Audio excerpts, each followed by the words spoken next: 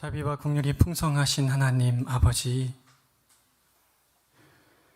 한순간도 주의 은혜로 저희를 붙드시지 아니하시면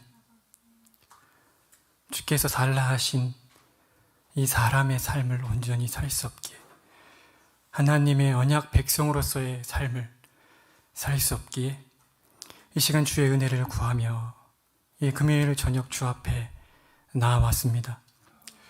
성령님께서 먼저 말씀으로 저희를 먹여주셔야 하고, 또한 저희의 심령으로 하나님께 전부를 다 드리며 하나님을 의지하는 기도로 우리를 인도해 주셔야만 우리가 비로소 온 마음을 다해 하나님을 사랑하고 또 하나님께 전부를 다 드린 삶을 살 수 있음을 고백하오니, 성령께서 이 시간 은혜를 베풀어 주십시오. 예수 그리스도의 이름으로 기도드립니다. 아멘. 네, 금요일에 잘 오셨습니다. 오늘 함께 나눌 말씀은 마가복음 1장 35절과 다니엘서 9장 3절부터 4절 말씀입니다. 네, 두 군데를 각각 읽을 텐데요. 우리 먼저 짧은 마가복음 1장 35절을 함께 읽겠습니다.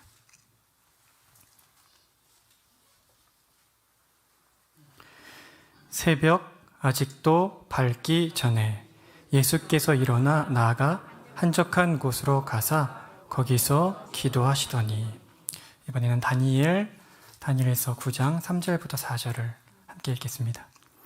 내가 금식하여 베옷을 입고 재를 덮어쓰고 주 하나님께 기도하며 간구하기를 결심하고 내 하나님 여호와께 기도하며 자복하여 이르기를, 크시고 두려워할 주 하나님, 주를 사랑하고 주의 계명을 지키는 자를 위하여 언약을 지키시고 그에게 인자를 베푸시는 이시여. 아멘. 한국교회 50년대 또 60년대생의 신앙 세대와 7, 80년대생의 신앙 세대, 그리고 그 이후에 90년대부터 2000년대생까지의 신앙 세대의 가장 큰 차이가 무엇이냐고 만약 저에게 묻는다면 저는 기도라고 답하고 싶습니다. 우리의 부모님 세대와 또 저희의 세대의 차이가 기도만이겠습니까? 그래도 가장 큰 차이가 있다면 그것은 기도일 것입니다. 그렇기 때문에 참 부끄러운 일이지만 우리 목회자들도 세대가 거듭할수록 눈에 띄는 차이가 있는데, 그것은 바로 기도에 대한 헌신입니다. 사실 어떤 면에서는 이제 조금 젊은 목회자 입장에서 우리 앞세대 목사님보다 아마도 우리가 좀 더 정돈된 신학을 배우지 않았을까? 이런 생각을 하고, 또 우리 젊은 세대들의 설교를 들어보면 정말 정돈되고 논리적이고 세련된 설교를 하는 것 같은데, 기도에 대한 헌신이나 기도 속에서 하나님의 은혜를 맛본 흔적을 찾아보기가 어렵습니다. 결국 성도들이든지 또 목회자들이든지 할 것 없이 우리 한국교회의 기도가 많이 약해지고 있음을 우리는 고백하지 않을 수가 없습니다. 굉장히 안타까운 일인데, 저는 우리 세드로 교회를 생각하면서도 최근에 기도가 조금씩 약해지고 있는 것은 아닌가라는 생각을 뿌리치기가 어렵습니다.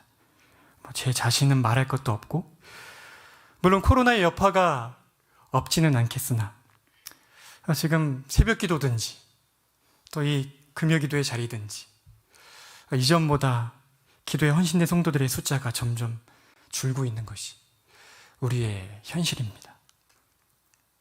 그렇다면 왜 기도가 점점 줄어들고 있는 것일까요? 그 원인을 말하자면 정말 많은 원인이 있겠지만 아마도 가장 큰 원인이 있다면 기도 속에서 하나님을 생생하게 만나 뵙는 그런 친밀하고 생생한 은혜를 맛보지 못하기 때문일 거라고 생각을 합니다. 저희가 그렇다고 기도를 안 합니까? 하루에 꼬박 3번 식사 기도도 하고, 또 예배 중에도 기도하고, 또 우리가 마을 모임 하고 나서도 기도하지 않습니까? 그럼에도 불구하고 기도 속에서 하나님과의 생생한 만남의 은혜를 누리지 못하기 때문에 우리는 점점 기도의 자리에서 멀어지고 있습니다. 그래서 저는 오늘 구약의 신실한 믿음의 사람인 이 다니엘의 기도, 그리고 우리의 믿음의 최고의 본이신 예수님의 기도를 살펴보므로 어떻게 해야 기도를 통해 하나님과 생생한 만남을 가질 수 있는지에 대한 아주 기초적이면서도 실천적인 답을 함께 찾아보고자 합니다. 먼저 구약의 여러 기도 중에서도 탁월하게 모범적인 기도를 보여준 우리 다니엘의 기도를 함께 살펴보기를 원하는데요. 오늘 우리가 읽은 본문 말씀은 다니엘이 책을 통해 하나님께서 선지자 예레미야에게 알려주신 그 연수, 곧 예루살렘의 황폐함이 이제 70년 만에 그치리라는 그 사실을 깨닫고 나서 그 다음에 드린 기도의 앞부분입니다. 이 첫 부분을 우리가 집중해서 보기를 원하는데, 우리 3절과 4절을 같이 한번 읽어볼까요? 내가 금식하며 베옷을 입고 죄를 덮어쓰고 주 하나님께 기도하며 간구하기를 결심하고 내 하나님 여호와께 기도하며 자복하여 이르기를, 크시고 두려워할 주 하나님, 주를 사랑하고 주의 계명을 지키는 자를 위하여 언약을 지키시고 그에게 인자를 베푸는 이시여. 다니엘은 제일 먼저 홀로 하나님 앞에 나아가 기도하기로 결심합니다. 3절에 제일 앞에 뭐라고 나옵니까? 내가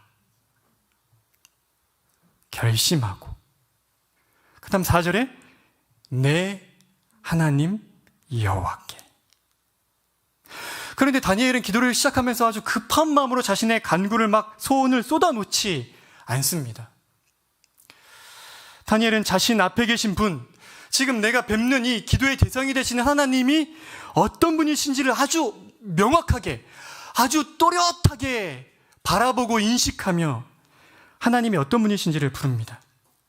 크고 두려워할 주 하나님, 주를 사랑하고 주의 계명을 지키는 자를 위하여 언약을 지키시고 그에게 인자를 베푸시는 이시여.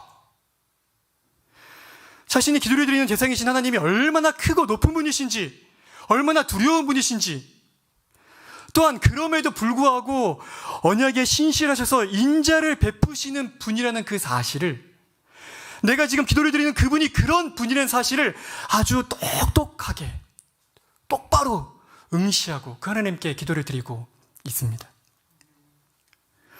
그런데 이어지는 다니엘의 기도에서 이러한 하나님께 대한 그 고백과 인식이 단순히 뭔가 미사 어구를 사용해서 하나님이 듣기 좋게 하는 그런 고백이 아니라는 것을 아주 확실하게 발견하게 됩니다. 우리 성경을 펴서 한번 보십시오. 네. 5절과 6절을 보십시오. 우리는 이미 범죄하여 패역하며 행악하며 반역하여 주의 법도와 규례를 떠났사오며 우리가 또 주의 종 선지자들이 주의 이름으로 우리의 왕들과 우리의 고관과 조상들과 온 국민에게 말씀하신 것을 듣지 아니하였나이다. 이렇게 자신과 자신이 속한 이스라엘 백성들의 죄를 고백한 다음 자그마치 7절부터 15절에 걸쳐서 계속해서 회개의 기도를 드립니다. 한번 보십시오. 7절 끝부분, 주께 죄를 범하였음이니이다. 8절, 우리가 주께 범죄하였음이니이다. 9절, 우리가 주께 패역하였사며오며 10절, 율법을 행하지 아니하였음이니이다. 11절, 우리가 주께 범죄하였음이니이다. 13절, 우리 하나님 여호와의 얼굴을 기쁘게 하지 아니하였나이다. 14절, 우리가 그 목소리를 듣지 아니하였음이니이다. 15절, 우리는 범죄하였고 악을 행하였나이다. 자그마치 5절부터 15절에 걸쳐서 10번, 그 10번을 주께 우리가 죄를 범했습니다, 이렇게 고백하고 있습니다. 지금 이런 죄에 대한 인식과 이 고백이 어떤 지식에 기인하여서 나온 것입니까? 바로 맨 처음에 하나님을 불렀던 그 부름 속에 등장하는 하나님에 대한 그 지식에 근거하는 것입니다. 다니엘에서 하나님은 참으로 크시고 두려우신 분, 거룩하신 분, 그렇게 하나님의 형상으로 지음받은 인간이 더욱 하나님께서 친히 하나님 되어주시고 하나님이 언약 백성 삼아주신 그 이스라엘이 결단코 함부로 대해서는 안 되는 분, 그분의 말씀에 불순종해서는 안 되는 분, 그런 창조주여 거룩하신 하나님으로 다니엘은 하나님을 뵙고, 그렇기 때문에 그분 앞에서 자신과 이스라엘 백성의 죄악을 낱낱이 반복적으로 고백하며 회개하고 있는 것입니다. 그런데 16절부터 이 기도의 내용의 흐름이 바뀝니다. 제가 16절부터 19절을 읽겠습니다. 주여 구하옵나니 주는 주의 공의를 따라 주의 분노를 주의 성 예루살렘 주의 거룩한 산에서 떠나게 하옵소서. 17절 주를 위하여 주의 얼굴빛을 주의 황폐한 성소에 비추시옵소서. 18절 나의 하나님이여 귀를 기울여 들으시며 눈을 떠서 우리의 황폐한 상황과 주의 이름으로 일컫는 성을 보옵소서. 주의 큰 긍휼을 의지하여 함이니이다. 19절 주여 들으소서. 주여 용서하소서. 주여 귀를 기울이시고 행하소서. 지체하지 마옵소서. 지금 이 16절부터 19절까지는 하나님에 대한 어떤 지식이 지배하고 있습니까? 앞에서 하나님 부를 때 고백하였던 4절 후반절에 있는 주를 사랑하고 주의 계명을 지키는 자를 위하여 언약을 지키시고 그에게 인자를 베푸시는 이여. 그렇게 하나님을 부른 그 하나님의 지식에 정확히 입각해서 언약의 하나님, 인자와 자비가 풍성하신 그 하나님께 그 언약을 따라 다시금 우리를 용서하시고 회복해 주시기를 간구하고 있는 것입니다. 이제 우리의 시선을 예수님께로 돌려봅시다. 예수님께서는 어떤 기도의 삶을 사셨습니까? 우리 너무 잘 알고 있지 않습니까? 마가복음 1장 35절을 다시 한번 함께 읽겠습니다. 새벽 아직도 밝기 전에 예수께서 일어나 나아가 한적한 곳으로 가사 거기서 기도하시더니. 그리고 또한 누가복음 6장 12절 13절은 이렇게 기록되어 있습니다. 제가 읽겠습니다. 이때 예수께서 기도하시러 산으로 가사 밤이 새도록 하나님께 기도하시고, 밤이 새도록 하나님께 기도하시고. 예수님께서는 때로는 새벽에 때로는 밤이 새도록 기도하셨습니다. 그런데 어떻게 기도하셨습니까? 제자들을 우르르 끌고 가셔서 기도하셨습니까? 예수님은 홀로 하나님 앞에 나아가셔서 아버지 하나님과 독대하여서 기도 드리셨습니다. 이렇게 하나님을 독대해서 드리는 기도가 얼마나 중요한지 예수님은 마가복음 6장 6절에서 다음과 같이 말씀하셨습니다. 우리 함께 읽어보겠습니다. 마태복음 6장 6절. 너는 기도할 때에 내 골방에 들어가 문을 닫고 은밀한 중에 계신 내 아버지께 기도하라. 은밀한 중에 보시는 내 아버지께서 갚으시리라. 그리고 또한 예수님께서는 그렇게 독대하며 기도드릴 때 그 기도의 첫 시작을 하늘에 계신 우리 아버지여라고 그렇게 부름으로 시작하라고 이렇게 친절하게 가르쳐 주셨습니다. 주 안에 사랑하는 성도 여러분, 어떻게 하나님 앞에 바른 기도를 드릴 수가 있습니까? 어떻게 하나님을 아주 생생하게, 아주 또렷하게 하나님을 의식하고 그 하나님께 합당한 기도를, 그래서 그 기도를 드리면서 하나님도 나를 지금 바라보고 계시고 내 기도에 귀를 기울이고 계시는 그 확신 속에, 생생한 그런 만남 속에 기도를 드릴 수가 있습니까? 저는 아까 처음에 말씀드린 것처럼 아주 기초적이고 실천적인 것을 여러분과 함께 찾고 있는 것입니다. 바로 독대하여 홀로 하나님 앞에 나아가 하나님을 독대하여 기도드리는 것입니다.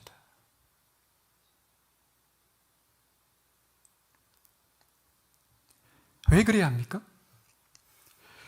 하나님을 독대해야만, 내가 혼자 있어야만, 그리고 하나님을 고개를 들어서 그 하나님을 응시해야만 비로소 그 하나님이 어떤 분이신지, 지금 내가 간구드리는 그분이 어떤 분이신지 그제서야 아주 똑똑히, 아주 명확하게 인식하고 그분을 바라보며, 그리고 동시에 그분 앞에 나아가 기도드리는 나는 어떤 존재인지를 적나라하게 보면서 기도드릴 수 있기 때문입니다. 이제 말씀을 맺고자 합니다. 사실 이렇게 말씀드리면서도 얼마나 부담이 되는지 모릅니다. 왜냐하면 얼마나 바쁜 삶을 살고 있습니까? 아침에 눈 뜨는 순간부터 식구들 아침 식사 준비에, 출근 준비에, 회사 일에, 자녀들 일에, 부모님 일에, 친구들 일에, 교회 일에, 정말 눈코 뜰 새 없이 우린 바쁜 삶을 살고 있습니다. 그런데 그렇게 바쁘게 보내느라 우리가 하루 중에 시간을 떼내서 하나님을 독대하지 않으면 결국 우리에게 무엇만 남습니까? 하나님 없이도 잘 산다는 교만함과 그 지독한 자기 사랑만이 우리의 심령을 꽉꽉 채울 뿐입니다. 아니, 하나님이 하나님으로 안 보이는데 어떻게 하나님께 바른 예배를 드릴 수가 있겠습니까? 아니, 하나님이 하나님으로 안 보이는데 어떻게 집에서 자녀들에게 신앙을 전수할 수가 있습니까? 아니, 하나님이 하나님으로 안 보이는데 어떻게 직장에서 내가 그리스도인다운 삶을 살 수가 있겠습니까? 결코 그렇게 안 되는 것입니다. 세대로 가족 여러분, 다시 기도의 자리로 나아가셔야 합니다. 우리 직장 생활하시는 분들은 새벽을 깨우든지 아니면 더 다른 직원들이 출근하기 더 전에 일찍 아무도 없는 회사에 나아가서 책상에 앉아 하나님을 독대하든지, 아니면 저녁에 집에 들어가서, 아니면 집에 들어가기 전에 잠시라도 가까운 예배 취소를 찾아서 하나님을 독대하든지 반드시 독대하셔야 됩니다. 우리 혹 집에서 주부의 삶을 사시는 분들이 계시다면 남편과 자녀들을 다 보내고 나서 홀로 남은 집 안에서 하나님을 독대하셔야 됩니다. 우리 학생들은 만약 그렇게 하나님을 독대할 자기만의 공간이 없다면 조용한 도서관에 가서든지 귀에 이어폰을 끼고 하나님을 독대해야 합니다. 우리 학생들은 더 말할 것이 없지요? 저는 이 학생 시절이야말로 규칙적으로 하나님을 만나기 가장 좋은 때라는 생각이 듭니다. 제가 정말 망나니 같은 초등학교 시절을 보내다가 중2일 때 하나님이 저를 만나주시고 나서 매일 새벽을 나가서 하나님 뵙는 기도를 드리는데, 어느 날 제가 이제 학교 끝나고 집에 가는데 저희 교회 담임 목사님 큰아드님께서 밤에, 그때가 한 9시가 넘었는데 이렇게 교회로 가고 있는 겁니다. 그 장면을 제가 몇 번을 목격을 했습니다. 너무 궁금하지 않습니까? 그 형님이 또 굉장히 공부를 잘하셔서 이렇게 서울대를 가시는 분이신데 저분은 지금 왜 맨날 저 시간에 저기를 갈까? 학교 끝나면 꼭 교회를 가서 기도하고 집을 들어가신다는 거예요. 그렇게 하면 되는 거구나. 그래서 매일 학교가 끝나면 제일 먼저 교회를 갔습니다. 시험 기간이면 얼마나 일찍 끝납니까? 그러면 시험 기간이 일찍 끝나면 또 교회 가서 교회 사모 간사님하고 막 농담 떠먹게 하다가 또 기도하고 집에 가고. 그때 뭐 할 수 있는 게 뭐가 있습니까? 그냥 교회에서 주일학교에서 배운 그 몇 안 된 하나님에 대한 지식을 가지고 하나님 아버지, 하나님 아버지. 저는 비록 육신의 아버지는 집을 떠나셔서 안 계셨지만 하나님이 제 아버지가 아니십니까? 아무도 내 문제를 모르고 나에 관심이 없지만 하나님 아버지 제 마음 아시지 않습니까? 하나님 아버지, 이렇게 하나님을 부르며 하나님과 독대하는 그 시간이 오늘의 제가 여기 있도록 한 하나님의 은혜의 때였습니다. 여러분, 정말 바빠서 하나님을 독대하지 못하시는 것입니까?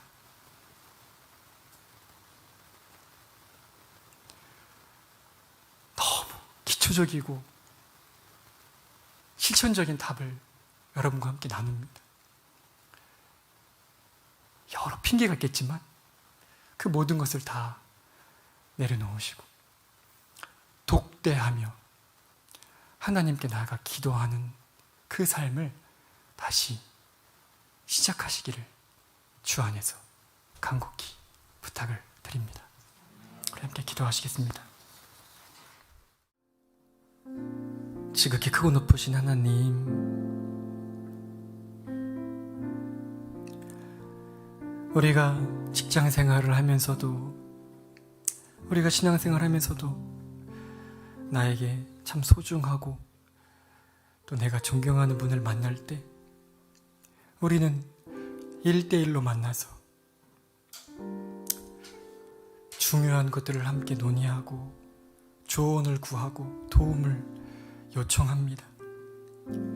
그런데 정작 우리에게 가장 중요하신 분, 우리에게 가장 높으신 분, 우리의 최고의 사랑의 대상이신 하나님께는 왜 그렇게 우리의 시간을 내기를 어려워하는지 주님 용서해 주시기를 원합니다. 하나님을 사랑하지 않기 때문이고 지독히도 나를 사랑하고 내 힘과 능으로도 잘 살 수 있다고 너무 어리석게도 착각에 빠졌기에 송구스럽게 하나님을 멸시하며 살았음을 고백합니다. 우리 주 예수 그리스도께서 십자가에 달리시기 전날 밤 제자들과 마지막 자리를 함께 하시면서 기도하실 때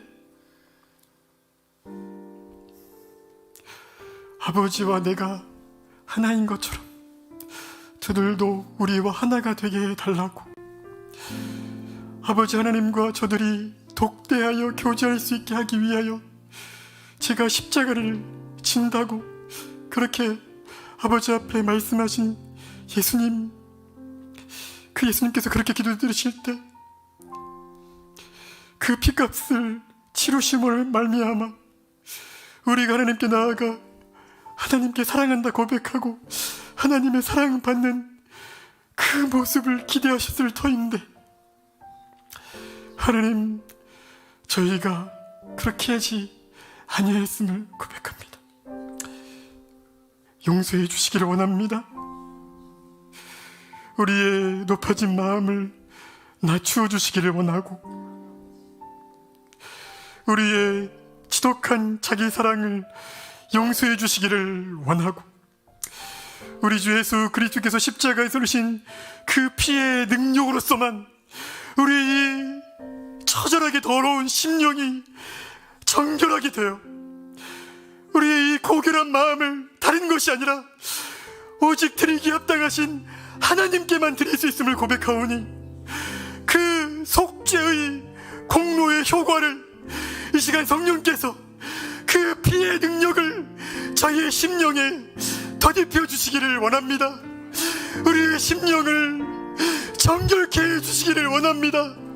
예수 그리스도께 쏟으신 그 진노를 기억하시고 저희를 향한 하나님의 진노를 거두시고 저희를 향한 사랑의 문을 여셔서 다시금 하나님이 우리의 최고의 사랑의 대상이 될 수 있도록 하나님 은혜를 부어주시기를 원합니다.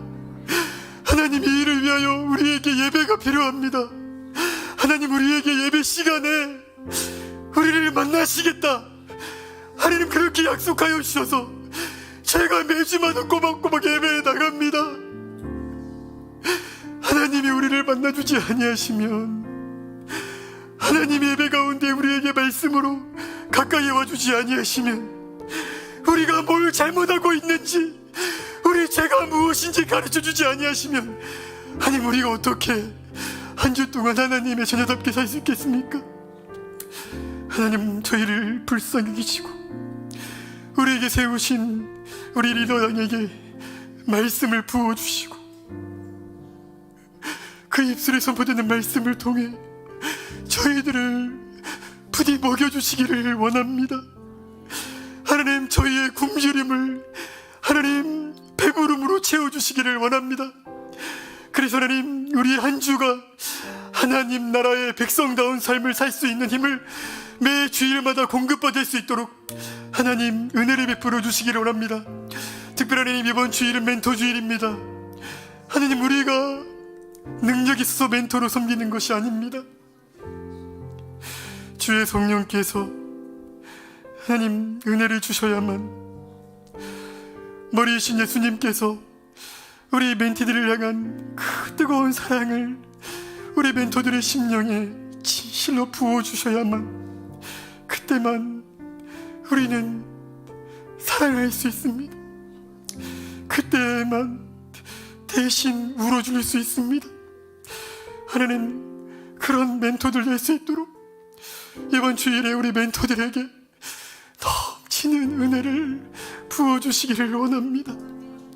하나님, 이 나라를 불쌍히 여겨주시기를 원하고, 어떤 대통령이 찌라도 하나님 우리의 기도에 응답하여 주사 바르게 부끄럽지 않게 우리 다음 세대에게 부끄럽지 않은 그렇게 정의롭고 자비로운 대통령 될 수 있도록, 지혜로운 대통령 될 수 있도록 참으로 불쌍히 여겨주시기를 원합니다.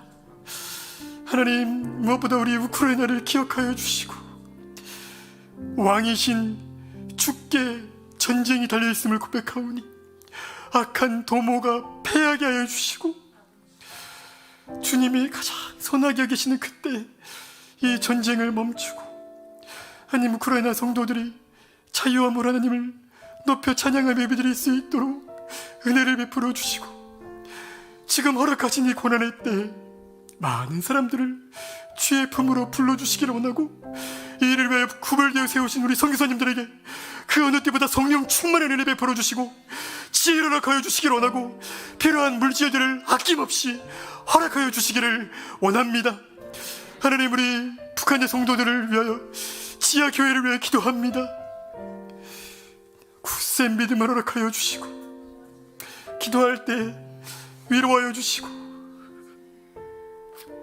우리처럼 말씀을 듣지는 못하지만 성경 한 구절을 읽더라도 그 말씀으로 먹여주시고 살림을 허락하여 주시고, 하나님, 하나님의 때에 할 수 있다면 가능한 빠른 때에 하나님 복음으로 말미암아 이 나라가 통일될 수 있도록 은혜를 허락하여 주시기를 원합니다.